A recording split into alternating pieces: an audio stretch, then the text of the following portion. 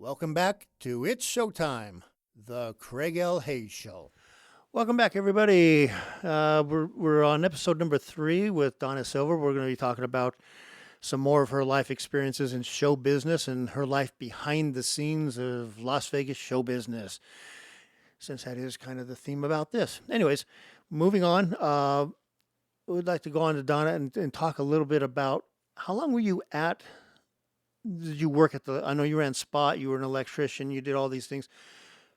Uh, who was the head electric at that time at the Hilton? Was George Gibbs Senior there at that time?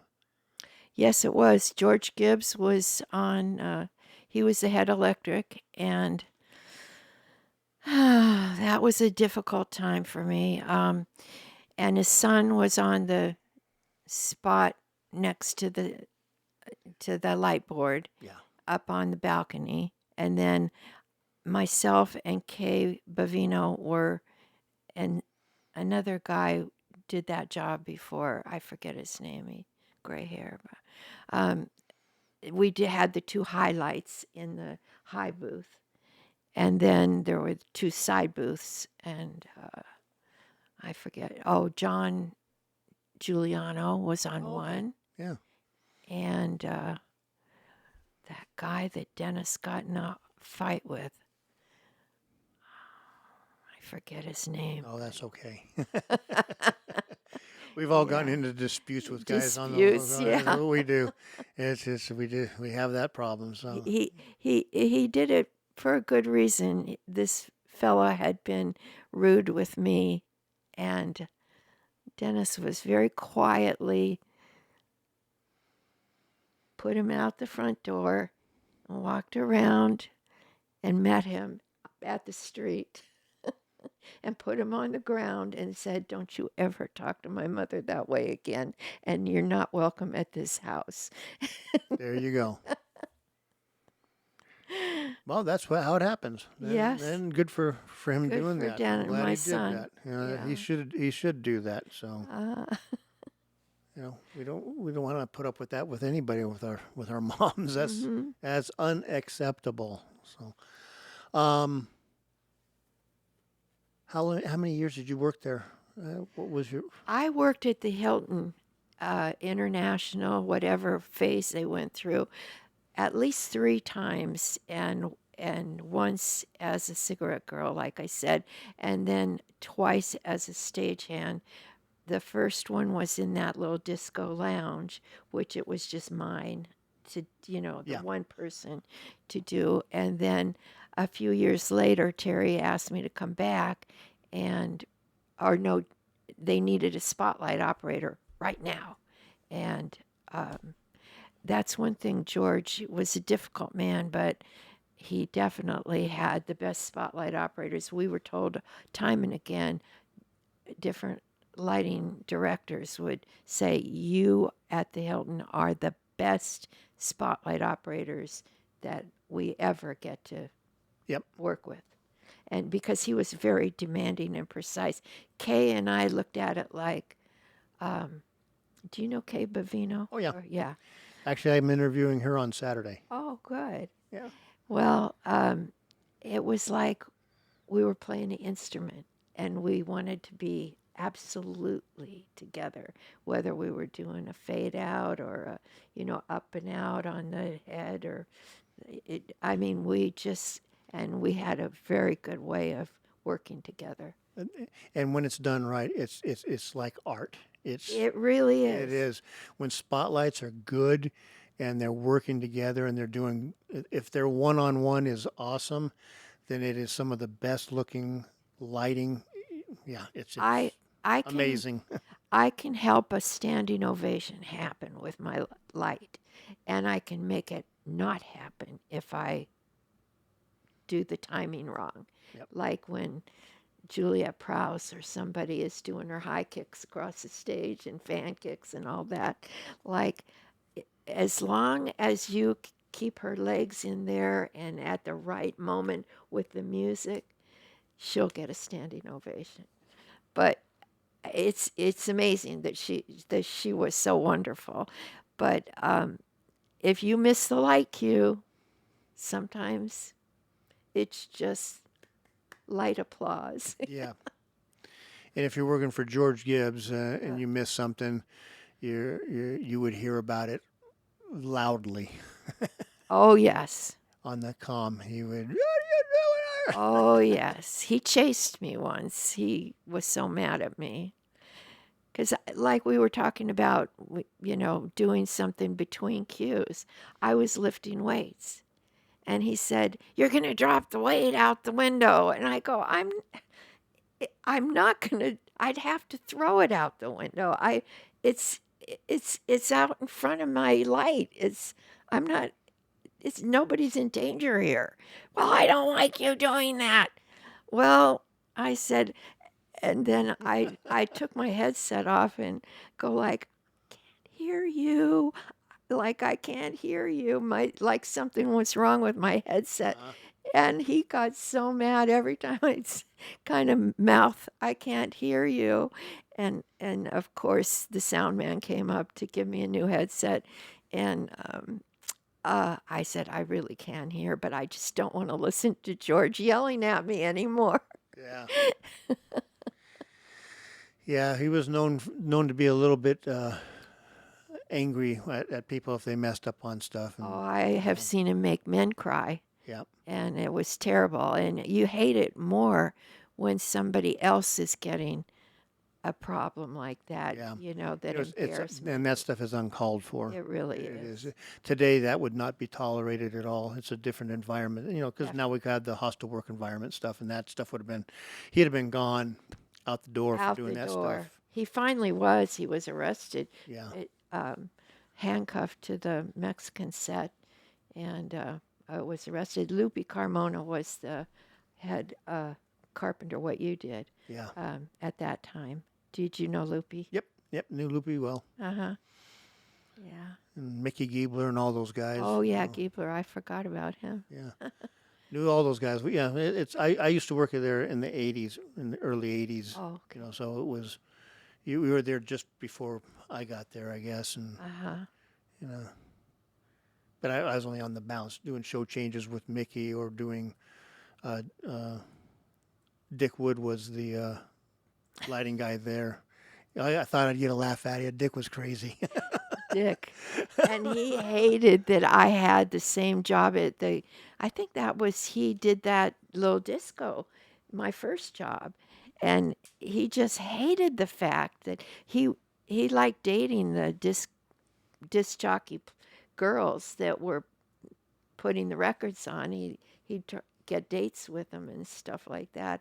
I guess he said he did. I don't know if he actually did, but he did not like the fact that I took over that position, and he was one of the young ones that was not happy about a woman becoming a craft one. Yeah, he was a character. So. Yes, he was. Definitely. So after, where'd you go after your time at the Hilton / well, by that time, by the time you hit 75, 76, it was the Hilton. It was no longer international. So. Right. Well, I should tell you my first call, which was Frank Sinatra. Oh yeah, tell us that one. And I was just surprised. We were talking earlier about Marty that taught me to. Marty Izzo. Yeah, Marty Izzo and Dave Rogers. Dave Rogers, yep. And Dave, he always left it all for Marty to tell you. He would be the one telling you what to do. Well, I was gaffing down some crossover cable on the Caesar's Palace stage. Mm-hmm. And Frank Sinatra was going to come in and do a sound check. So this is my first call, and Chris Christensen, I think it was the guy. He was in a wheelchair, and he was the one that would call you to get a dispatcher. Yeah, dispatcher. That's what they called it. Right. So Chris had called me and said, and I said, "Gee, I don't know, assistant sound. Am I ready for that?" And he said, "Yeah, you're going to be fine. They're going to tell you what to do, so don't worry, you're going to be fine. Just park over here and come in the stage door. It's Caesar's Palace, but it's a good place to work." and just go see Marty and he'll tell you what to do. So he had me doing this crossover cabling and neatening up the stage so nobody trips on the cable. And in comes Frank, and he was trying to help his kids. Frank Jr. was the musical director, and Nancy hadn't done anything since Boots Were Made for Walking, Mm-hmm. which was her only real popular song, and that had been like 10, 20 years. I could hardly even remember it. Yeah, exactly. And so she was going to open for him, but his sound check was first. And I sat there on this deck and I'm thinking, I am getting paid. It happened to be a Sunday, and if I remember, we got paid more on Sunday at that time, Hmm. or maybe it was maybe it was a holiday. I don't know. It was something. So I was getting some big bucks, especially for somebody who had been out of work and working non-union and fighting to get in and all that. So I just thought this is so fabulous. Like I I'm sitting here 10 feet away from Frank Sinatra, probably the best singer in the world, and I'm getting paid very well for it. And yes, it's work, but I'm doing it. And I just thought this is just great. And I'm going to be able to put my son in uh, hockey or whatever he wants, something, get him some Puma shoes now. He doesn't have to have Penny's shoes, Uh-huh. Panay shoes. Yeah, he thanked me many times for Yeah. that, Dennis So did. that's awesome. No, Sinatra was my dad's absolute favorite. He just loved working Frank Sinatra shows and being, just because of his presence, his everything about him, because he just exuded star power, He did. you know. But I can tell you something that I think nobody would ever imagine, even your dad, from Frank Sinatra. I could tell you something. When he got through and with his sound check, now it was Nancy's turn. Well, she came in with her two little girls. And so Frank, he takes the little girls by the hand and he goes out to Queen's Row and he pulls out these little gold glasses and a book called, oh, everyone reads this to their children. Hello Moon, I think is what it's called. It's a kind of a nighttime story. Okay. And he pulls out this book and he has one girl, they're about probably 3 and 4 years old, maybe.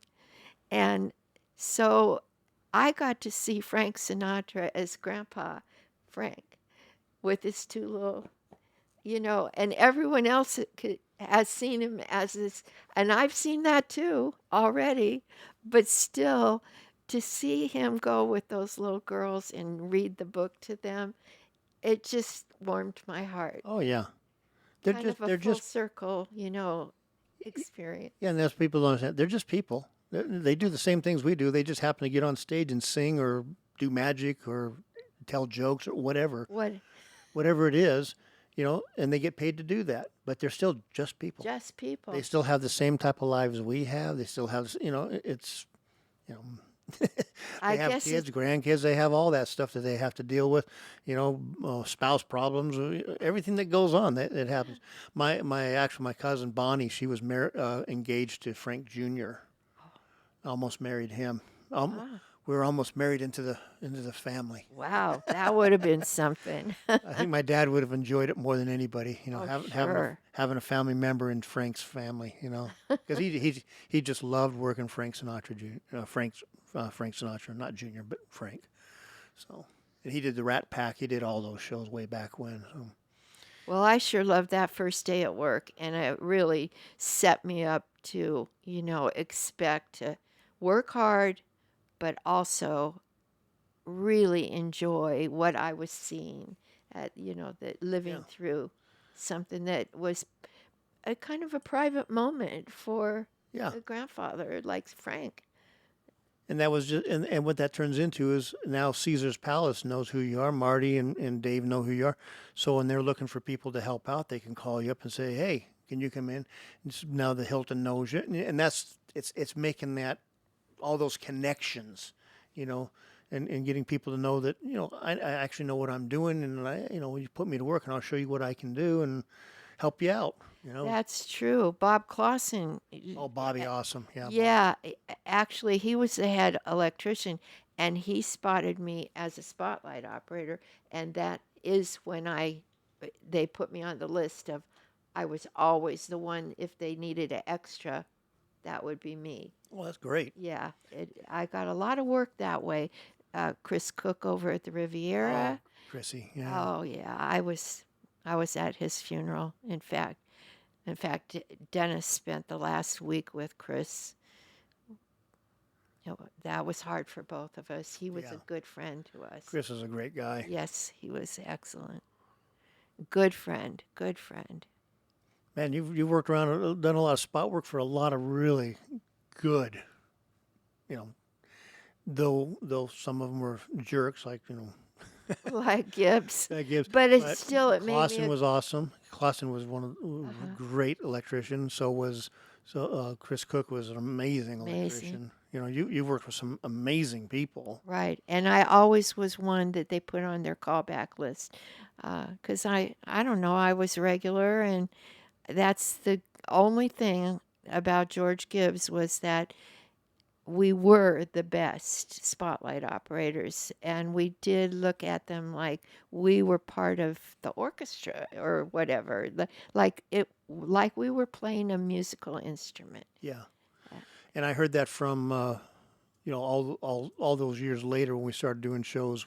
Johnny Mathis, his lighting director, came in there and he'd have just call the show, and the guys did it perfectly every time with him. And he goes, "I love coming here.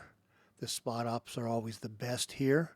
I can't find any operators anywhere in the country like this." yeah. When I traveled with the McGuire sisters as their lighting director, well, for a while there was a lighting director that had like the Smothers Brothers and oh my gosh, Robert Goulet, just Grammy Award winners, but they were past their prime. They were older Yeah. at this time. And he felt like he was getting older and he wanted to go work for Disney. And so he gave me all his clients as a Wow. lighting director when I wanted to decide. Nice. Yes, it was. And the McGuire sisters were doing a comeback, and there was just so many people. They would sell out every place we traveled to in these tent theaters back east and just summer stock.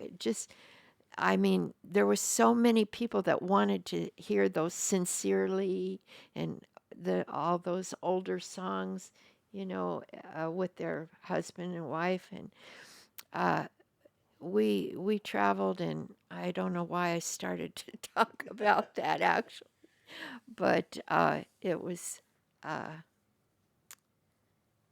yeah, Frank Sinatra started it, and And you got to got work my with some attention. amazing people on that. And yeah, uh, let's talk a little bit about you've been doing spotlight, you've been doing electric calls. Electric calls today are not anything like they were back then. People don't realize bringing in pipes, stripping them, rehanging pipes, rehanging lights from scratch. Recircuiting, replugging, repat. Yes. Today, the rigs usually sit there and they may throw a few more lights up. The act may come in and say, "Hey, can you throw my lights on the ground, or can you put these up in the air, and we'll just tie into your system?" Will you, Oh, it's it's so different now than it was back then. I remember, when Dick Wood had electric, I would walk in there and he'd see me and go, "Oh, I'm glad you're here on this call. Here's the plans. I'm gonna go up to my room and call me if you need any help." oh, you're kidding. No, and I'd go and I'd Lazy guy. and I would start, lay out all the electrics, and I'd patch him. I'd do the whole 9 yards for him, and you know, I was like, you know, you're making the big bucks. Yeah. I'm making assistant rate, and I'm doing all the work. Yep. But I looked at it as, but but it's a learning thing. You're putting in time, you're learning stuff. And I was never a lighting guy, but guys like having me on their lighting crew because I know how to do it. You I just didn't care for That's it. like me with sound. Yeah. I wasn't really a sound person, but I kind of like doing it because you're close to them. I'm Mike and Dolly Parton, and Yeah. where she's joking with me that we both have big girls up front Big girls. That's a polite way of saying it. and telling me you can find a lot of places on me to put that microphone. A lot of places to hide that, huh? Such a sweet person. She is, but no, that's what it was. And so before we leave there and go into, and we're just about done on this episode. Let's go. We'll go into your time at the Mirage because that was some amazing stuff you got to work on there and Oh, help Steve Wynn put together all of that stuff. And you can tell the story about getting your computer and the whole 9 yards and okay, all yeah. that fun stuff that you've told me before. But we'll go into that in just in a minute here, and give me a second to pull this one up, and we'll do I call it my playoff, even though there's no real playoff. It just is something very simple. Anyways, we're gonna come back in just a minute and continue this conversation. You're listening to It's Showtime, the Craig L. Hayes Show.